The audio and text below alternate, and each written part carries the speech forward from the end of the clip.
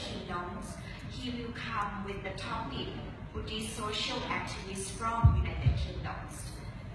So let's hear from him. Namo Buddhaya, respectable Bhikkhu Sangha, ladies and gentlemen. I feel honored and privileged to share my points of view with you all. Today I would like to highlight 2 points that are most important for strengthening of international Buddhist brotherhood. My first point, we must have a common international greeting. Next.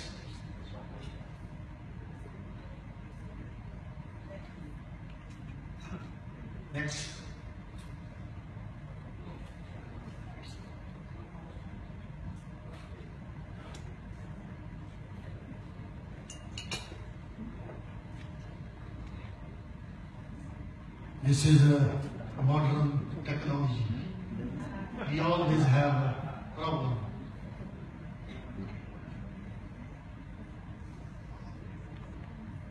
I prepared this in London, so there should be no problem, but there is.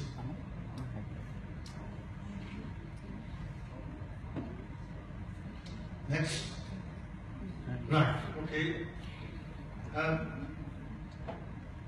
My first point is we must have a common international greeting for all Buddhists throughout the world. And I suggest it should be Namo Buddhaya. Whenever we meet, we should greet with each other with Namo Buddhaya. I know this is already in some of our Buddhist countries. However, this would be first step toward creating international Buddhist brotherhood and identity. This leads to my second point. Why do we need international unity and coordination? It is required because there are forces which are afflicting injustice and defaming Buddhist culture and value internationally. And we need to unite and fight against this injustice. I would like to draw your attention to the land of the Buddha, especially the place of his enlightenment, Bodh Gaya. It is injustice that to date, Bodh Gaya is under the control of those who destroyed Buddhism from Jambudvipa, that is old name of India. Here are few photograph evidence for your information.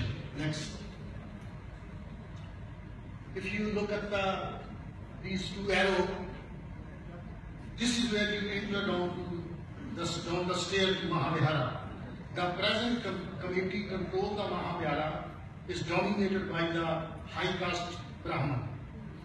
There are 4 Buddhists, there are 4 Hindu Brahman. The chairman must be Brahman. The 1949 Act states that if DM is not Brahman, then a Brahmin from Department of Improvement will be the chairman. Next. Look at the photo of room number on the left. That is occupied even today by the non-Buddhist.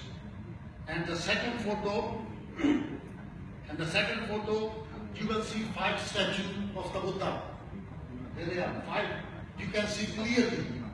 But the non-Buddhists sitting there, they are connecting it to the myth story of Mahabharata that they are 5 Pandavas.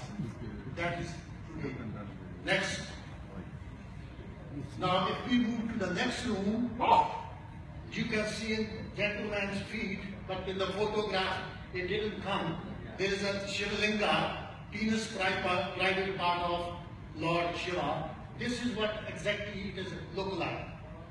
So this is in Bodh Gaya today.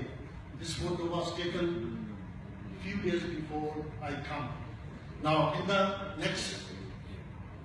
the compoundment of Bodh Gaya, you can see that pillar, that is the Ashok pillar, and you can see the Brahman performing the post-funeral rituals. That's happening today, is going on for this month. And there are couples sitting there. And this Ashok pillar they are telling everybody again that this is a Shivalinga, penis of Shiva, God. So this is going on today in Gaya. If you go a little far from the Mahavihara, there is a Bhuveshwari where Siddhartha sat for meditation before he became enlightenment.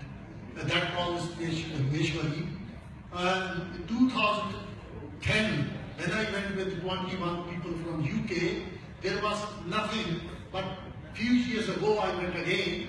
There are two Hindu goddesses there, and there's their priest sitting there, and you can see the donation box. They are collecting money. So this is new invention. It was not there in 2010, but it's there now. Next. Now this is the house of Sujata, we all know, who gave the rice pudding to Siddhartha before he became Buddha. Next. Now this is the house of Sujata, but if you see all these buildings in front of it, I've been 3 times. Now on the building they have written large school for poor children, school for orphan children, school for poor girls, to collect the money, because Buddhist country devotee goes there, they don't know, so they devote plenty money. The next. Yeah. Now next where Sujata gave the rice pudding, the next step, you can see where this arrow is, and this arrow and this one. So only approximately 15 feet by 15 feet left. The rest they have captured. They get the donation, and they are building their own temples here, you can see. The next one.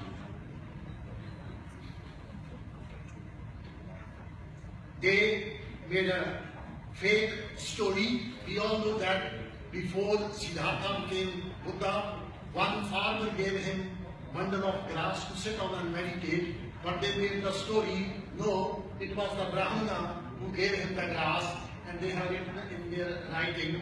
So they got the donation box here, and they are collecting. They made this fake story. The next, that's in large writing. Next one. If you read here, this is the water here of the Rangana Nadi. It's written here, if you drink the water, you will go to heaven. All your sins will be washed away. And if you look closely, next step, here is the photo of Ganesha. So what they will do later on, they will put Buddha shop, and they will take it mostly away and leave the Ganesha there. These are the 2 false stories near Sujata's house. It is happening today. So what I would like, these are only few facts which I use here of the destruction of Buddhism heritage and historical places that I have presented in front of you. However, there are countless Buddhist places all over India which are occupied by the Hindu Brahman. It is also sad to see that Indian Prime Minister Mr. Modi, whenever he visits a Buddhist country, he prays and glorifies that he belongs to the land of the Buddha. But in contrary, this is what is happening to the sacred places of Buddhists in India. So, it is my humble request to all Buddhist nationality to unite, to coordinate and pressurize the concerned authorities to hand over Bodh Gaya to the management, to the Buddhists. Maybe an international body.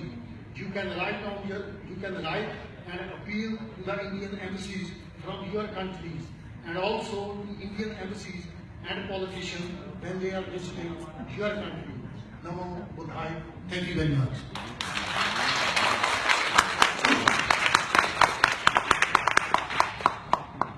Thank you.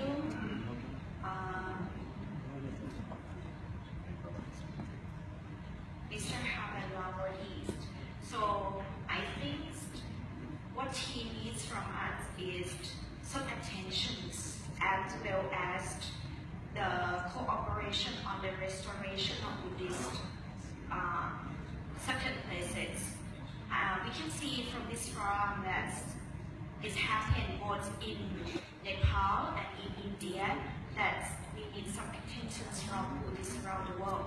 So let's see after this forum or after this event we can do anything to further the idea of to protect Buddhism, especially the origins country of Buddhism. Let me hear from the next speaker, Professor Kukochis. He's the Vice President, Academic University of Abhidhamma, Myanmar.